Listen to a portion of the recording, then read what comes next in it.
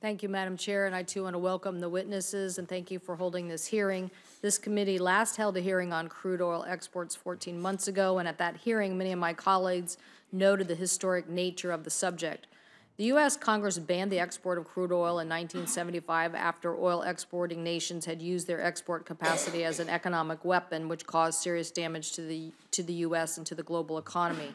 Since that time, there has never been a reason to revisit the ban. For decades, we in Congress have debated best ways to deal with our country's ever-increasing dependence on imported foreign oil. Within the last decade, we actually started to see that situation reverse as we started consuming less, producing more, and importing less.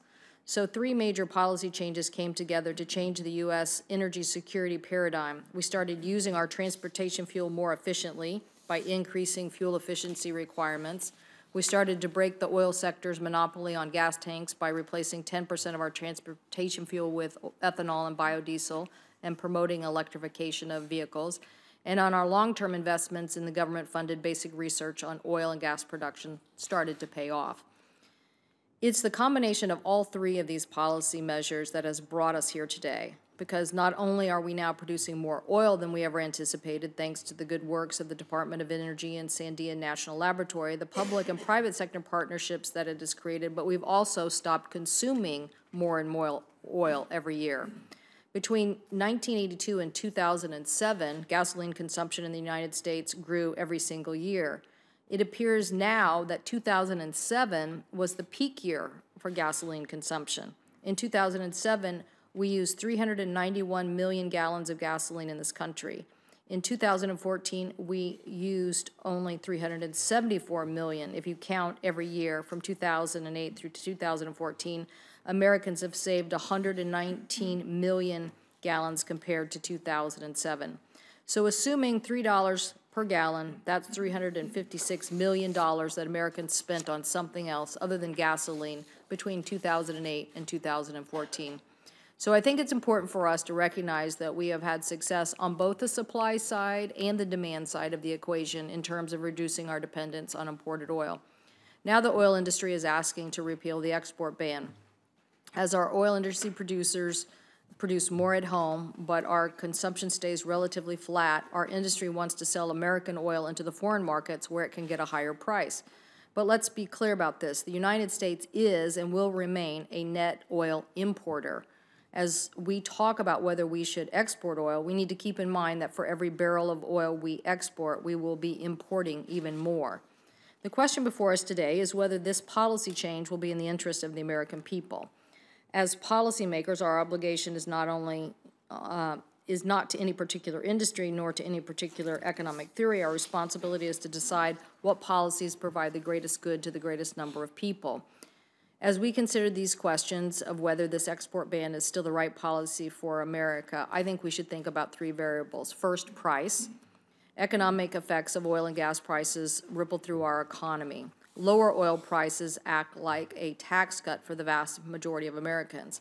No one wants to see the price at the pump go up, not in my state of Washington, and I'm sure throughout the country.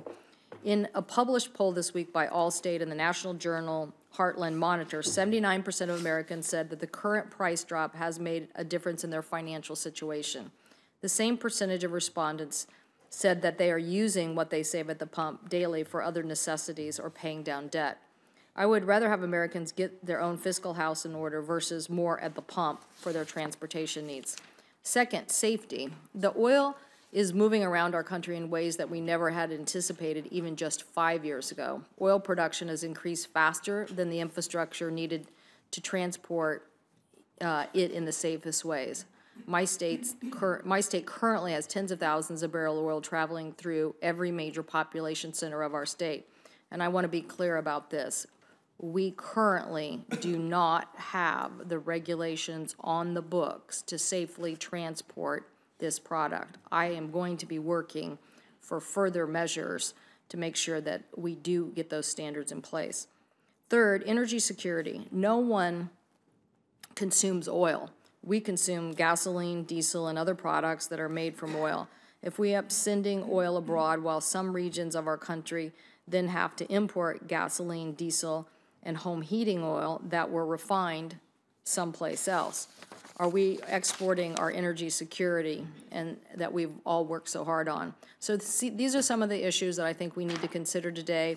In a poll conducted in 2014, Hart Research found that 69% of Americans are opposed to lifting the export ban. Other polls find that the public is largely opposed. Labor unions, including the AFL-CIO and steelworkers, are opposed. And I guarantee you, if we start talking about lifting the Jones Act as a requirement of this, there will be many more that are opposed.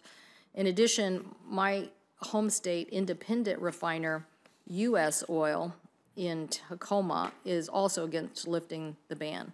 So we have a variety of opinions from people, public opinion, as well as from a variety of sources. I will just leave us with one quote that I think is a reminder about this debate from Teddy Roosevelt in his administration papers on conservation of minerals in 1909.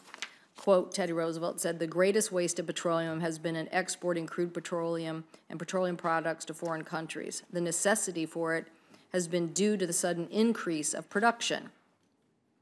Due to the discovery and immediate development of large fields, and only by this means has it been possible for the producers to continue to obtain a constant market for petroleum wherever produced. This immediate purchase of product has meant a gain of millions of dollars to the producers," end quote. So I think it's relevant today, the same observation, and I hope that as we're considering this, we'll take into consideration the policy impacts on this to all of our economy. Again, I thank the witnesses for being here today, and thank you, Madam Chair, for calling this hearing.